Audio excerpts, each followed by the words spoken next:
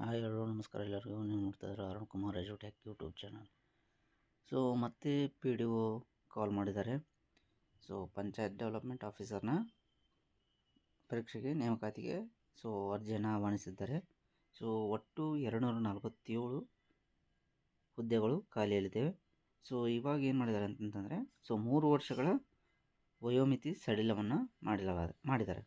So civil ಸೇವೆಗಳ ನೇಮಕಾತಿಗಳ ಅಭ್ಯರ್ಥಿಗಳ ವಯೋಮಿತಿಯನ್ನು ಒಂದು ಬಾರಿಗೆ ಅನ್ವಯವಾಗುವಂತೆ 3 ವರ್ಷ ಸಡಿಲಿಕೆ ಮಾಡಿ ಸರ್ಕಾರ ಆದೇಶವನ್ನು ಹೊರಡಿಸಿದೆ. ಸೊ ಇದರಲ್ಲಿ 247 ಗ್ರಾಮ ಪಂಚಾಯತಿ ಅಭಿವೃದ್ಧಿ ಅಧಿಕಾರಿಗಳ ನೇಮಕಾತಿ ಪರೀಕ್ಷೆಯನ್ನು ಅರ್ಜಿಯನ್ನು ಆಹ್ವಾನಿಸಿದ್ದಾರೆ.